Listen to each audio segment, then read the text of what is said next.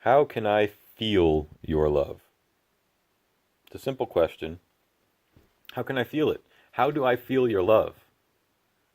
How have I never met this person that I'm walking behind or in front of or walking by? And I feel their love even though I've never met them before. It's my first experience of that person and I can feel their love. How do I feel it in my heart? How does it get from their heart to my heart? That's the question. What is that force? What is it connected to? Our hearts, they're powered by, in a large part, the nervous system, which is highly connected to electricity.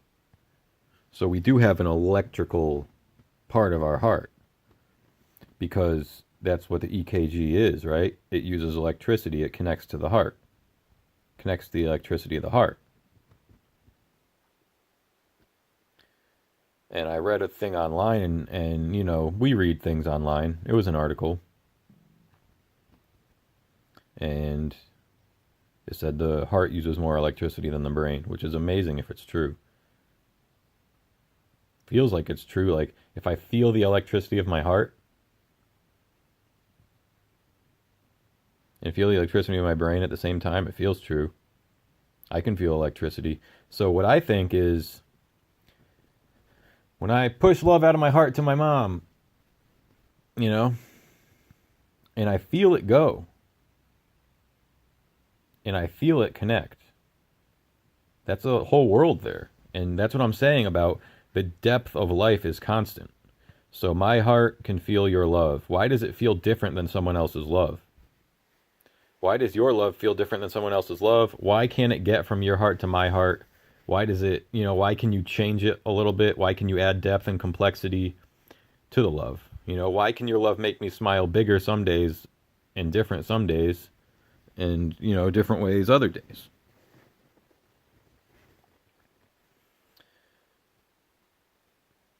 This is part of the complexity of the human spirit, the human soul.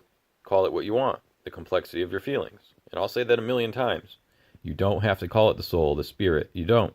You don't have to say it in Sanskrit. You don't have to say it in German. You don't have to say it in English. You can call it whatever you want. You don't even have to talk about it. But the thing is, I talk about my feelings, and I have no fear in that realm. But it's nice to put out this thing that says you don't have to talk about it. You don't have to say it this way, because it brings a mutual ground. And that's what I like. It feels the best. So yeah, I feel your love. I feel it every day. I feel the love of people everywhere. You know? I feel the love of celebrities. I feel the love of family. I feel the love of people outside, animals. Anything that has a heart has love. You know what I mean?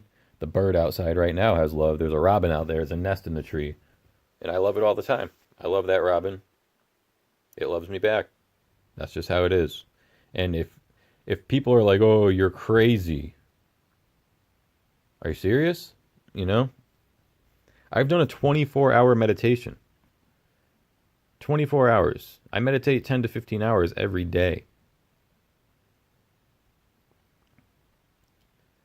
I solved so many mental complexes in my life for myself and those around me. The bulk of what we're experiencing mentally in America today is referred to as disorders. So if you approach it logically, it's a disorder that simply needs to be reordered. How simple is that? You just reorder the disorder in your life and it's gone, you know? And I did that in my life. I reordered my disorders. I've never been more stable.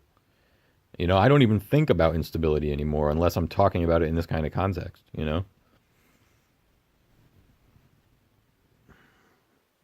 So yeah, I'm good. And I write essays on my mentality and how I've overcome my past disorders. Still working on having the most fluid speech ever off the top of my head because that's one of my goals. Get my freestyle hip hop going, that would be nice. So yeah, here we are, and there's love everywhere. I feel it, you feel it. You don't have to talk about it. But in my life, it's time for consciousness and awareness to just be everywhere. You know, it's time for us to be able to discuss this metaphysical realm, discuss spirituality, and discuss consciousness. It doesn't mean we have to use it in every conversation. That's why people have temples and there are sacred books and religious texts.